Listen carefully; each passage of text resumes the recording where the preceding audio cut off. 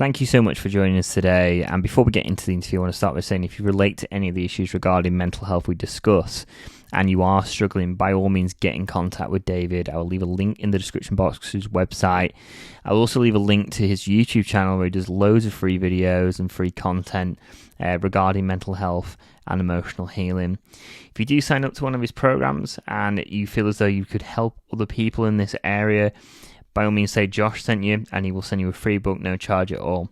I've thoroughly enjoyed this interview. I have had David on the show 3 times now and it's been a blast every single time. I'm always learning from him and I hope you enjoy it as much as I did. If you haven't already, please subscribe and enjoy.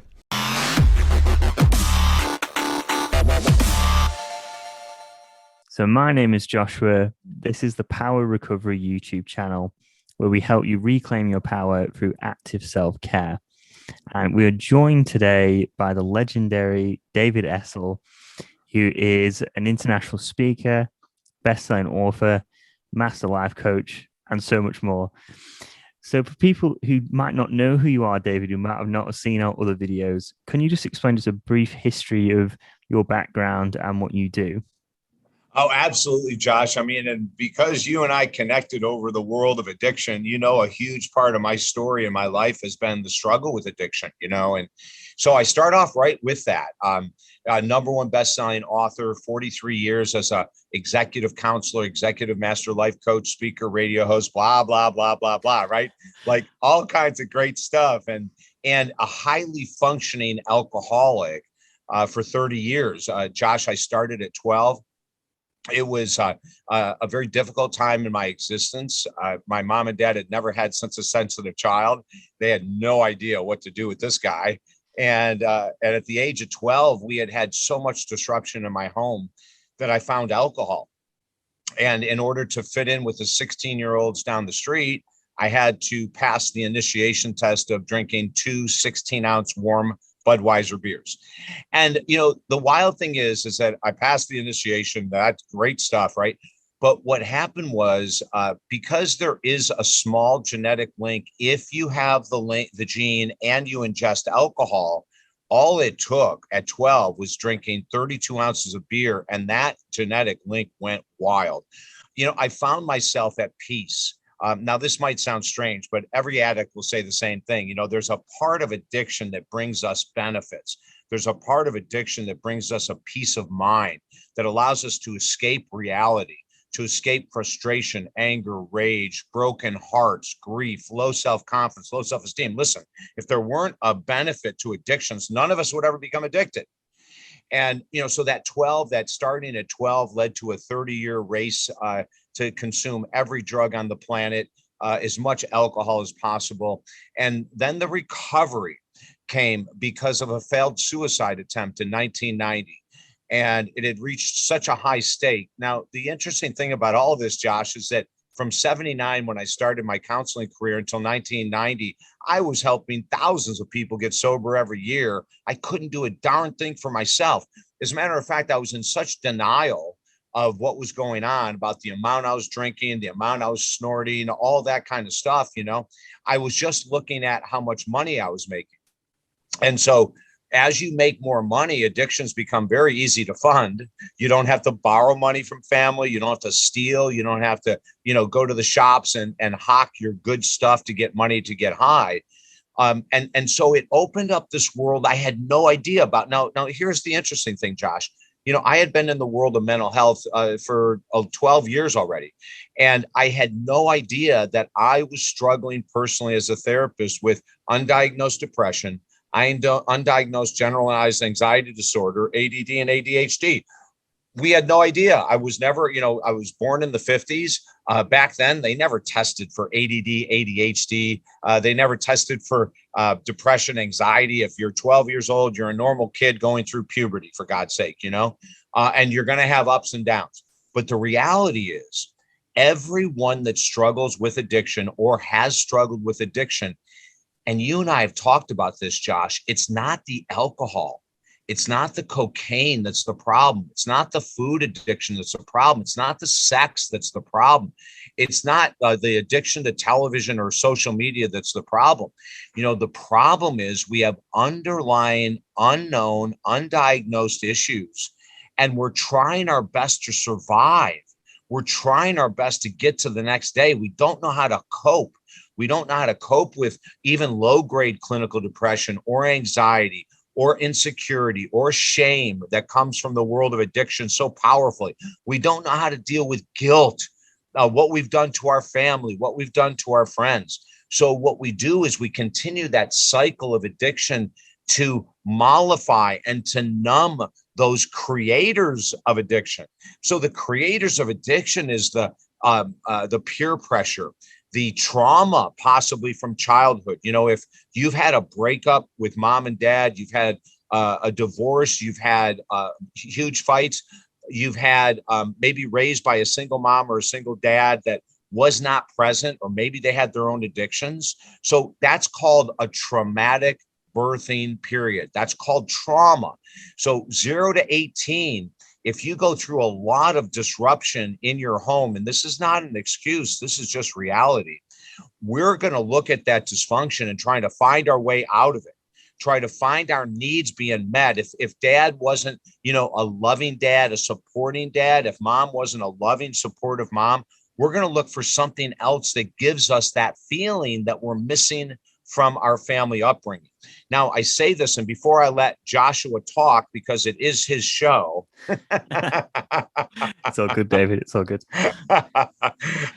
We've got to realize I'm not blaming anyone's parents. I don't blame my own parents for not having the knowledge of how to raise. I was a left field child. I was a wild child. They didn't know how to handle someone that had emotions that went so high and so low in one day. And it wasn't bipolar. It was who I am. This is who I am. I'm a very highly emotional, sensitive person. They had, my sister who's older, my brother who's younger. They were very manageable by my parents. If my parents told them to be in bed by 8, they were in bed by 7:50. And I'm the one that's up at 11 fighting with them about whatever I'm fighting with them about, So I don't blame my parents. I don't blame anyone's parents. What I say is, after the age of 21, Josh, we need to take responsibility. We're out of the house. Quit blaming our parents. Quit blaming being a victim. Please quit. Don't even blame your freaking genetics. Your genes don't force you to have a drink, for God's sake. It's once you drink, that gene is turned on. So in our work in holistic addiction recovery, which we've been doing for over 30 years now, the real premise is, yeah, let's stop the drinking, stop the cocaine, stop the emotional spending, stop the sex, stop. But then let's put our emphasis in what the heck is causing our desire to escape reality. What is going on internally that we've never dealt with, that once we do, will take away the desire to be in an altered state. And that's really what our programs are all about, Josh. Love that. So great answer, David. Yeah, thank you for that. Yeah, it's interesting that you mentioned that, getting really to the root of the issue. I know we just briefly spoke before this conversation that you were saying how sobriety really, even though it is such a monumental milestone, is only, I think you said 10% of the actual process of healing. I wonder if you could just expand on that for us, David. I know you kind of were alluding to it then, that there is more beyond the sobriety. Yeah. And what I'm going to share, Josh, goes against 95% of the training that's out there in addiction recovery today. It really does. I don't care if we're talking 12 steps, smart recovery, rational recovery. There's 1,000 programs out there. There's millions of treatment centers that all teach the same nonsense pretty much, And what these programs focus on is that alcohol is evil. Sugar is evil. Cocaine is evil. Well, none of that stuff is evil unless you put it in your freaking body. Okay. So does that make sense? Yeah, absolutely, Dave. Yeah, 100%. Right. So what we say is this: until you are away from that substance behavior thought process that is addiction related, the number one thing to do is get sober. And that's what's called sobriety. We stop the smoking, we stop the drinking, we stop the drugs, we stop the emotional spending, we stop the unprotected sex or the porn and all the other things that have people buy, the balls these days, quite frankly. And we stopped that. So step one, and you cannot recover without step one. So in the beginning, 100% of our effort is stopping the addiction process, right? That's 100%. But once you are in that process of sobriety, meaning you're going through multiple days without leaning on the sugar, the alcohol, the spending, the sex, the drugs, the whatever. Now we go into the initial stage of recovery. And this is crucial. And in the initial stage of recovery through the rest of your life, the substance will only be 10% of the problem. What we find in recovery is 90% of the problem. Are we a victim of peer pressure? Are we trying to keep up with our friends that are having a blast at the clubs or whatever they're doing? Are we codependent with these people? Do we feel we have this bond and we want to keep that friendship going and they're using, well, we might as well use, do we not have the ability to say no? Are we dealing with a past trauma from childhood that we didn't even realize? Are we dealing with depression that we didn't even know we had? Are we dealing with generalized anxiety disorder that we had no idea even what those words mean? That's our program of holistic addiction recovery. We want to go underneath the substance. Yes, step one, remove the substance, but that's only 10% of the healing. Then we go underneath it and we say, what are all these emotional components in life that I've been afraid of facing head on? I've been afraid of dealing with. I've been afraid of rejection and criticism. Josh, when I got sober, I lost 90% of my friends and acquaintances. That's a lot. Wow. Yeah. Yeah. So you start out on your own, and you have to form a new tribe. You've got to form a tribe of sober people. You can't form a tribe of social drinkers and heavy drinkers and sober people. What we recommend is complete sobriety. We need to surround ourselves with people who are completely sober. And, one of my best friends for 35 years, Troy DeMond, when I got sober, there was three people that I called when I got sober. My brother, Terry, who's one of the most important people in my life by far and has been forever. He's younger than me and he's smarter than me. So I like hanging out with him. And he got sober too, and then Troy. And so Troy DeMond, when I called him and told him I was going into a 30-day treatment center and I came back, I could almost start crying. And this is a long time ago. He texted me every day, brother, how are you? Do you have any cravings? Do you need, he has nothing to do with addiction recovery. He's just being a friend. Right.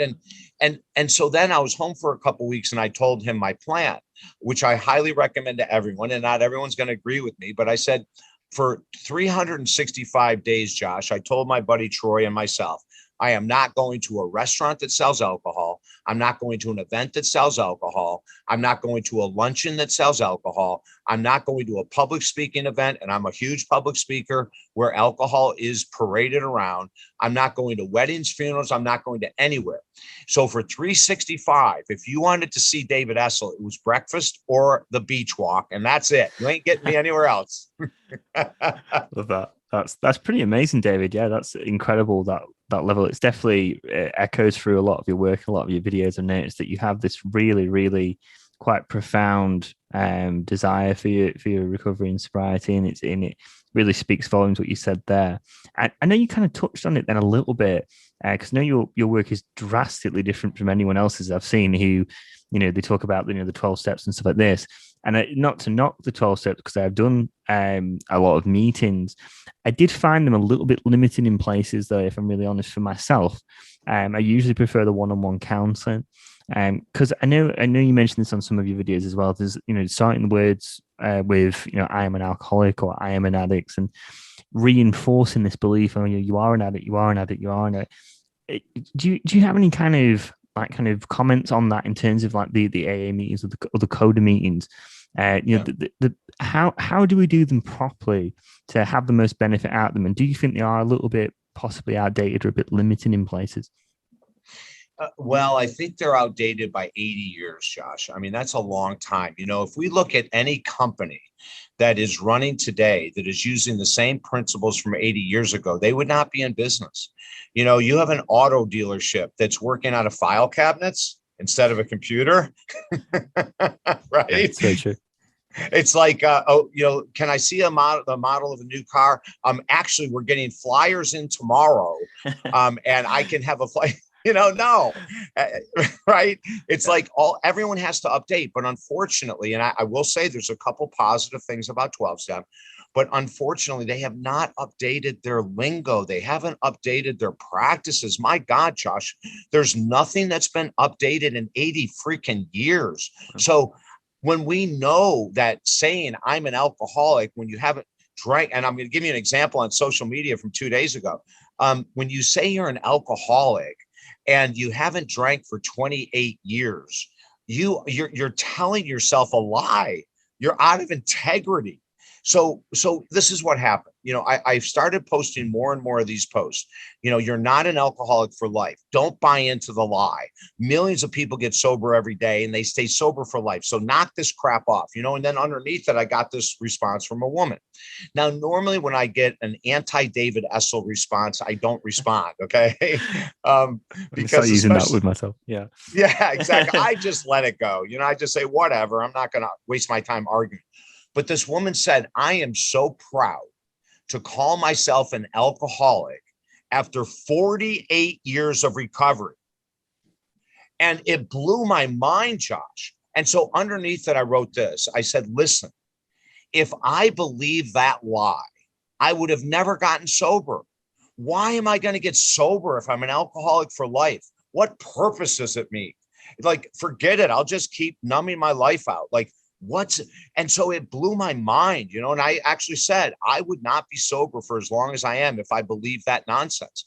So, Joshua, and I say this humbly, we have been way ahead of the curve for a very long time in addiction recovery. The 12-step, if you want to do heavy research, has a 10% success rate. That means that a person that walks into an AA meeting today to get sober from alcohol, there's a 90% chance they will not make it 12 months without drinking. That's a 90% failure rate. And we honor that. What is wrong with us? We honor a program with a 90% failure rate. Now, let me tell you the benefits of 12-step, because I'm not completely against 12-step. Number one, you're walking into a room and you're humbly saying, I have a problem. You're walking in front of people you've never seen before. And just by being in the room, even if you don't talk, you're admitting you have a problem. I think that rocks. I think if you have the strength to walk into a freaking public meeting and sit there and don't say a word, but just listen, that's powerful. Okay. So that's one of the great benefits, I think, of a 12-step program. The other, and this follows up on the first one, is that, Josh, you realize you're not alone. And you realize there's a lot of other people struggling, which should start to disseminate some of the shame and guilt. It should start to tear away some of that shame and guilt, because we look around and we go, God, I'm not the only one with this. Again, it was a long time ago that I went to 12-step meetings, but I made a promise at my retreatment center that I told the counselor I'd go 120 straight days. He said, you got to go 90 days to, I said, screw that. I'm going 120. Why? Because I'm an addict. And when you tell me to do something, I'm going to do more than what you think. When you tell me to have 2 drinks, I'm going to have 10. Okay. So when you tell me that I've got to go for 90 days, I'm going 120. So when I was going to the meetings, one of the things that I found is that these people are sitting there proudly saying, I'm an alcoholic. I'm an alcoholic. So there was a guy in there that I had known professionally.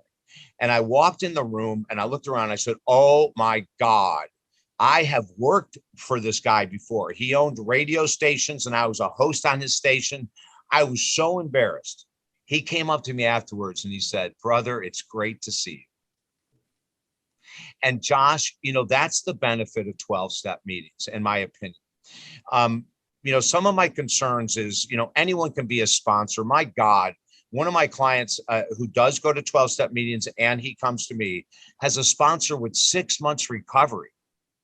Like, who the hell should be sponsoring at 6 months? And I tell my clients, don't ever go and have a sponsor from 12-step that doesn't have at least 5 years of pure recovery with no cross addiction. That means no addiction to nicotine, no addiction to spending, no addiction to caffeine, which is huge in the 12-step community.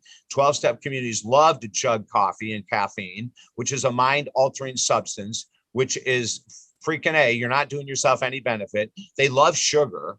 I mean, I see these meetings. I haven't gone in a long time, but back then they'd pass around cookies and brownies. And are you kidding me?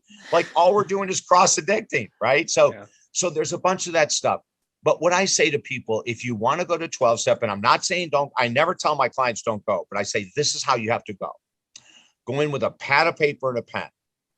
And when they start talking nonsense, like you're an alcoholic for life and it's a disease, it's not your problem. It's genetic, it's not your problem. You have no control over this. I say, start writing a grocery list.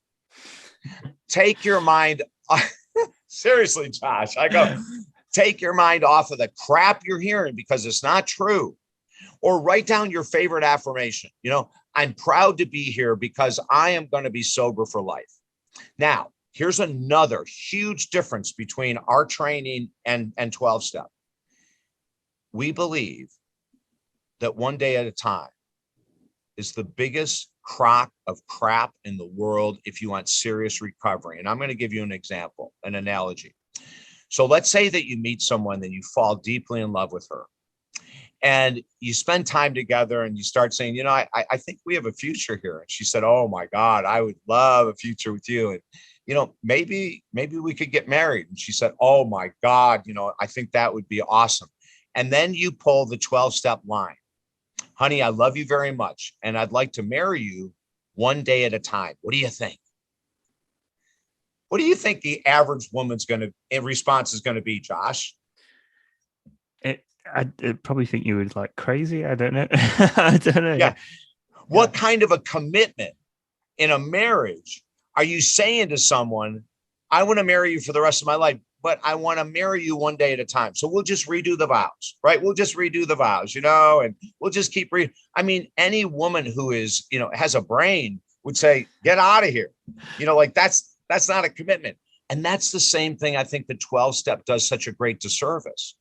You know, no, I want people who want to work with me that want sobriety for life. This isn't a game. We're not, you know, when you're playing one day at a time, you have a foot out the freaking door every day because all you're worrying about is today. Well, if I relapse tomorrow, I'll worry about it then. As long as I stay sober today, there's no commitment, Josh. There's no commitment. Yeah. Sorry to cut you off then, David. Yeah, that's a fantastic answer, and I couldn't agree more with that. That's actually one of the major things that I really couldn't stand, because it's kind of like, I remember watching, I think it was a John Bradshaw video, and he was saying it's like, you know, try and sit up out your chair, like using the word try sit up out your chair. It's like, well, I guess so. I mean, you know, you there's a temptation just to just kind of half-arse it and not really like you using the word you use, commit yourself to it. It gives me a free pass to back out and use an exit strategy at any point and just say, well, it doesn't matter, I can start again tomorrow. And it just encourages that the opportunity, I suppose, for relapse. In terms of that, David, in terms of, I know we're kind of pressed for time, but in terms of relapsing, is that something you discuss with your clients, saying, you know, this is something we're gonna try and avoid if it does happen? This is what we're gonna do. Because a lot of people talk about like kind of micro relapses, or, you know, this is just an inevitable part of the process. What are your thoughts on that? Well, I'm so glad you said this. I hate that line. Relapse is a part of recovery. Are you freaking kidding me? Now you've got both feet out the door, Josh. You're sitting in a meeting and someone relapses, and some brilliant brain in the AA meeting says, don't worry about it. Relapse is part of recovery. Again, what's the incentive of getting sober? If we're just going to say relapse is part of what you do, relapse is not part of recovery. But this is what we did. And this happened 2 weeks ago to a client. So glad. Josh, your questions are freaking awesome. So I have this brand new client, high executive out of California, putting back 2.5 bottles of wine every night for years. Absolutely, you know, just a mess with relationships and self-confidence and self-esteem. So she contacts me and I say, hey, listen, I'm going to introduce you to a brand. She had been a 12-step person and it never worked. I said, I'm going to introduce you to a brand new concept. It's called Sobriety for Life, Recovery for Life. And I want you to buy into it. Now, if we go along and you have a trip up, you have a relapse, you have a trigger that you don't know how to handle, before you relapse, text me going, God, I'm feeling overconfident, or, I'm feeling peer pressure from my friends to have a drink. Like, I want to know. So she goes out on a date, which I do not recommend people in the first year of recovery who are single to go out on dates. I really want you fully invested in your recovery. And she goes out on a date. Now, the guy wasn't drinking, but this is the power of her subconscious mind. She's sitting in a beautiful, and this is what she said to me the next week. David, I was sitting in this gorgeous environment, lush tropical trees, a beautiful breeze off the beach. I'm sitting with this guy that, God, we might even have potential to date, maybe see if there's a relationship. I'm drinking my soda water with lime. And all of a sudden this thought came up. How often are you in this type of a gorgeous environment? You deserve a glass of wine.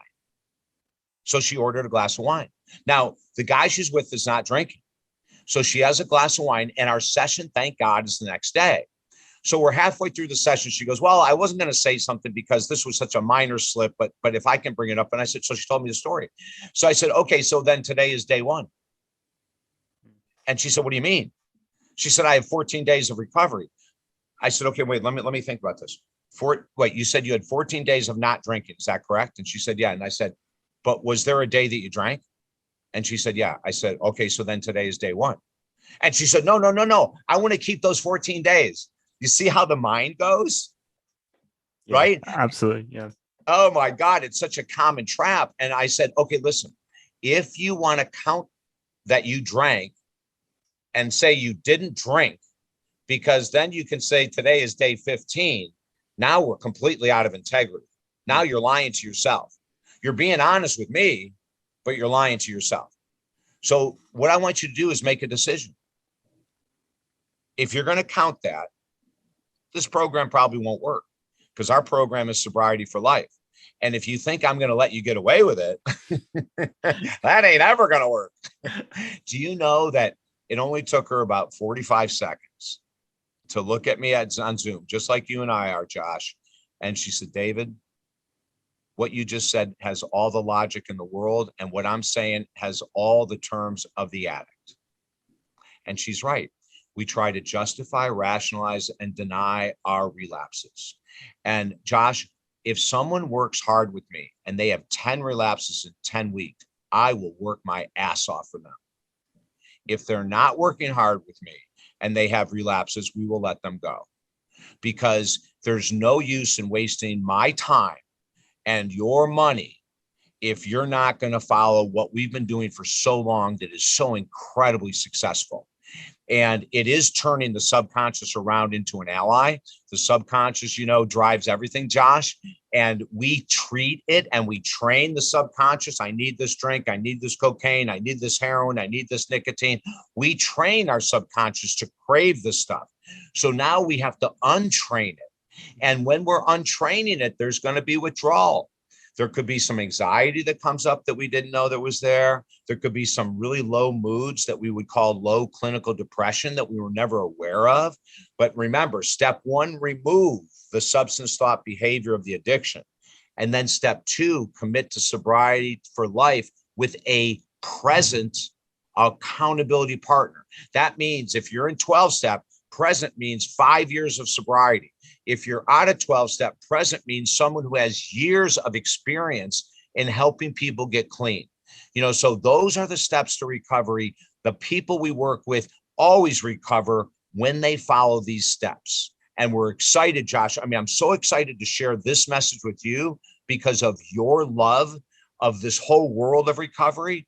The people that are tuned into you, I want them to know it's possible. It doesn't matter if you start at 80 or 18. It doesn't matter if you have 40 years of heroin addiction or 4 years of nicotine addiction. I don't care. I don't judge. I just want you to be the best you ever in a clean mental state. That's a fantastic message, David. Thank you so much for that. Yeah, it speaks so many volumes what you've said, and I could literally listen to you for hours on end, David. I just kind of enter like just a really nice flow state when you speak, and I'm just like, oh yeah, this is the stuff I feel like I should have heard so much earlier on in my life. And, it's so important that we're discussing this, especially at, the time in the world we're in at the moment. Yeah. People need to hear this kind of message, I think. The last little thing I wanted to just kind of go over, David, was your purpose on your website. It's a really crystal clear, really well articulated purpose of something to the effect of inspiring or helping over 2 million people or more in every aspect of their life, regardless of their circumstance. I just wondered, in terms of that purpose, I mean, like I said, it's very well articulated and explained. Is that something, did you work with that with the coach yourself, or is that something would your team, or and also as well, do you feel like you have fulfilled that purpose as it stands, or fulfilling? That's a bunch of beautiful questions. So, Joshua, up until about 5 years ago, our mission statement, which we always put a mission statement up about helping people. But behind the scenes, my mission statement was about helping people and making a certain income. Okay, which is a very common mission statement for businesses, and we've been in business a long time. So we started saying, okay, we want to help X amount of people and we want to bring in X amount of dollars. And I had a business coach that actually helped me set up that program. And we set up that, for me to make X amount of dollars per week, per month, per year. And then we would check in every month. If I was ahead of the goal, there was nothing to do. If I was behind the goal, I had to make up for it the next month. Okay. I had gone through that a number of years and I got exhausted with it, Josh. I was sick and tired of looking at numbers. I don't, and everyone cares about money, but I really don't care that much about money. I swear to God, I'm a very simple person. I'm very humble. I don't need a brand new car. I don't need very much at all to be happy. So I started looking at this saying, why am I putting so much stress on myself and my team, my company, to bring in all this money when really I'm just here to help people? So my publicist TJ and I had this great conversation, and I said to him, I'm going to drop all this crap about money, and I'm coming up with a massive number of people, and I'm coming up with step by step how to hit that number every day. And we've done it, Josh. And it is freedom. I don't worry about money. I don't think about it. If the money I need on a monthly basis, it always comes in. Somehow it always comes in, right? And sometimes it's so much more than I need, and sometimes it's exactly what I need. And I'm happy in both cases. I don't even think about money anymore. I am more concerned of being on Joshua's show in England than I am about making money today. I am more concerned about the client I had this morning staying sober than I am about having to get 100 new clients this month or whatever goals used to be, right? So when we switch to service, and I think this is a massive thing that Wayne Dyer, Nelson Mandela, Gandhi, all these, Mother Teresa, all these incredibly wise people have taught us. It is about serving our fellow man. But we can't serve our fellow man if we have areas of dysfunction. We can't serve our fellow man at the highest level of consciousness if we're still living with low level consciousness of addiction. Remember, even though I do all this work, I was at a very low level in my own life of human consciousness through my addiction for 30 years. You can't be up here while you're utilizing an addiction every day. And so the peace that comes when you're not thinking about, do I have enough of X, Y, or Z for today? Whether that's sugar, nicotine, cocaine, or alcohol, whatever, right? Our brain is filled 24/7, Josh, with all of this crap of addiction. And when we get to the other side, our brain is free. Our creativity increases, our love increases. Hopefully, if we're doing it right, our patience, compassion, and service increases. And it's all from sobriety. The other thing before we leave, Josh, I want to mention, I never talk about the number of years I'm sober. I don't encourage other people to talk about the months or years. And the reason why is this. I know people just like that woman, 48 years of recovery, 48 years of sobriety, who's proud to call herself an alcoholic. That is not healthy. So I don't care if you have 48 years. I want to know, have you cross-addicted? Have you taken your alcohol and turned it into sugar or nicotine or pot or something like that? Have you taken your financial addiction and turned it into a sex addiction? I want to know that you're super clean, that you've worked through all of the underlying layers that you and I talked about earlier, that people don't pay enough attention to. What are those underlying emotions we've never dealt with that would make anyone want to run away from reality, right? Not just Joshua, not just David, but, we have these underlying issues. So what we do is we say, step one, remove the addiction. Step two, let's get to those underlying addictions. Let's heal them. And I'm going to say this final thing, Josh. My mom and dad died in the last year and a half. My mom and dad were everything to me. My mom could have kicked me out of the house 1,000 times as a teenager, and she never did. She just freaking loved me.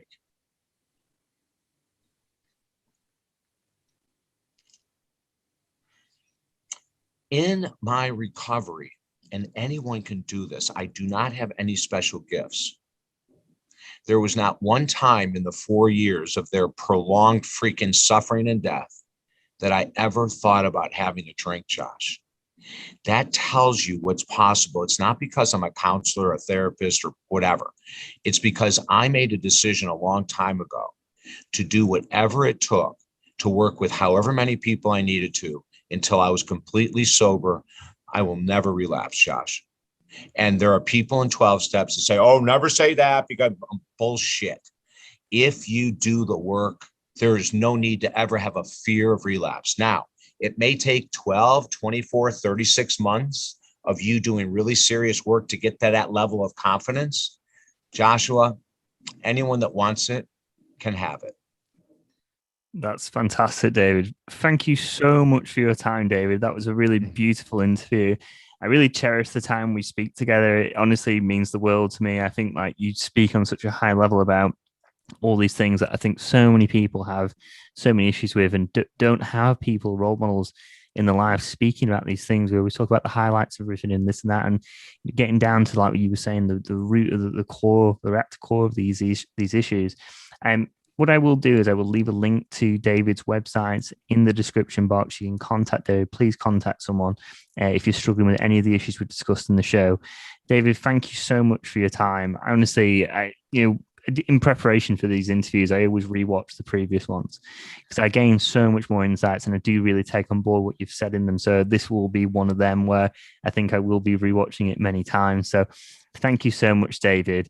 And do you have any kind of closing message for anyone just to maybe take the first little step towards recovery or healing?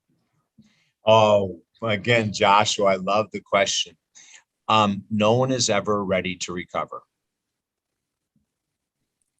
Don't let that stop you. No one is ever ready. So when you say, well, maybe I'm just not ready, no one is ever ready. Okay. I was never ready. I was never ready to get sober. I just went and did the freaking work. So don't worry about being ready. Don't wait for the kids to leave home or the new job to come in or the wedding to happen or the breakup to happen. Don't wait. Don't wait. We're never ready. There's never a perfect time.